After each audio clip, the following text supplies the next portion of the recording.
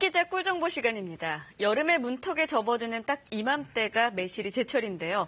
푸른 보약이라 불리는 만큼 매실은 그 활용법도 다양하죠. 네, 땀 많이 흘려서 갈증 날 때 매실차에 얼음을 넣어서 마시면 시원한 게 좋죠. 또 입맛 없을 때 매실 장아찌 한 입 베어물면 군침도 나옵니다.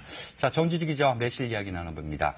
자, 정 기자, 매실 이거 식사 후에 마시면 네. 소화에 또 도움이 된다면서요? 식당 가면은 그렇게 매실차 주는 집도 있고요. 네. 사실 매실 농축액 집에 있으시잖아요. 그거 아이들 배 아프다고 이럴 때 물에 좀 진하게 타서 주면은 이게 오히려 소화제보다 더 효과가 좋은 것 같더라고요. 자, 매실은 매화의 열매입니다. 봄철 만개했던 매화가 진 자리에 서서히 매실 열매가 자라죠. 그렇게 6월이 되면 초록빛 매실이 알알이 맺힙니다. 매실은 청매실, 황매실 혹은 홍매실이 있는데요. 다른 품종이 아니라 매실이 익은 정도에 따라서 이름만 다르게 부르는 겁니다. 아직 덜 익은 풋매실 말고는 다 먹을 수 있다지만요. 뭐니 해도 청매실이 올해 가장 몸에도 좋고 맛이 좋습니다. 초록빛 보면 눈도 시원해지죠. 매실 바로 만나보시죠. 초록빛 싱그러움 넘칩니다. 매화 열매 매실입니다. 매실의 계절답게 요즘 과일 매장은 매실이 점령을 했는데요. 매실 에키스 담아가지고요. 설탕 좀 많이 넣어 먹고 있어요. 배탈 났을 때는 매실만한 게 없더라고요. 매실의 산지 광양으로 가볼까요? 온통 초록빛으로 물들었습니다. 요즘 농장은 매실 수확에 정신이 없는데요. 매실이 가장 단단하게 잘 여물었기 때문이죠.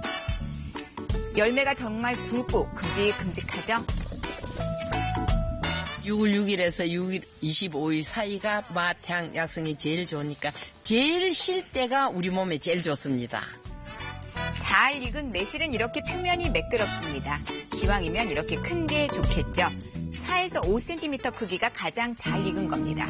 예로부터 매실은 약재로도 쓰였습니다. 본격적으로 먹기 시작한 조선시대에는 해독제와 해열제로도 사용이 됐는데요. 매실에 있는 피크리산이란 성분이 해독작용에 뛰어나 배탈이나 식중독 치료에 도움이 됩니다. 또 매실의 신맛은 소화액을 촉진하는 역할도 하죠. 그런데 생매실은 산성이라 그냥 먹으면 별 도움 안 되고요. 농축액이나 장아찌 만들어서 알칼리성으로 바꿔야 매실이 제 역할을 하는 거죠.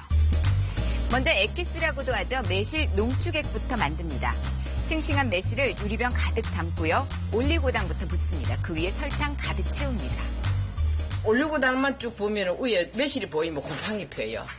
그렇기 때문에 이게 소금 역할을 하는 게 설탕이거든. 이게 안 보여야 돼.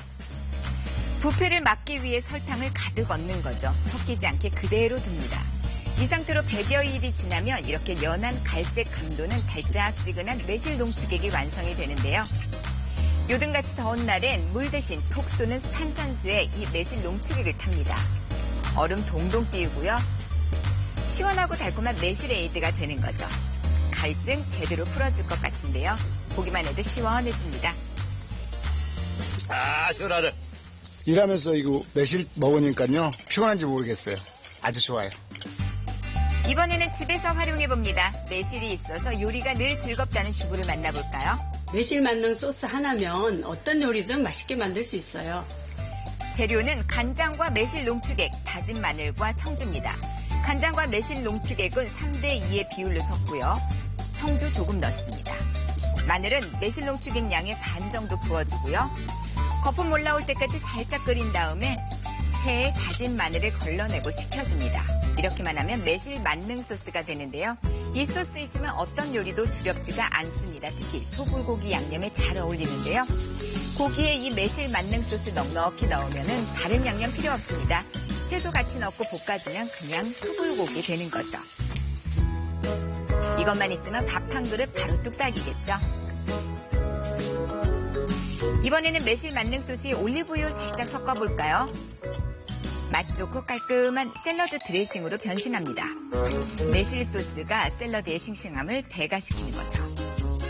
이번엔 장아찌입니다. 이 자체도 맛있죠. 하지만 활용 무궁무진한데요. 잘 다진 장아찌에 참기름과 고추장 각각 한 스푼씩 넣고 버무리면 매실 장아찌 양념이 됩니다.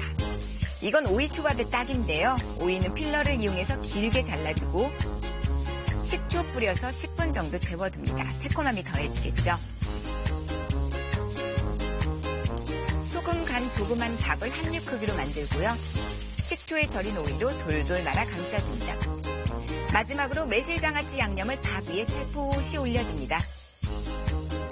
한입 크기의 매콤새콤한 오이초밥이 완성이 됐는데요. 상큼한 별미로 제격일 것 같습니다. 제철 맞은 싱싱한 매실, 활용법 다양한데요. 이분은 이맘때 매실로 꼭 피부 관리를 한다고 나이 하죠. 들면서 주름 때문에 걱정됐는데 매실팩을 자주 하니까 많이 좋아졌어요. 주름 잡는 매실팩 먼저 만들어 봐야겠죠. 매실 농축액과 밀가루를 잘 섞어줍니다. 밀가루 양으로 농도를 맞추면 되고요. 얼굴에 발랐을 때 흘러내리지 않을 정도면 됩니다. 자, 이제 얼굴에 골고루 펴 바릅니다.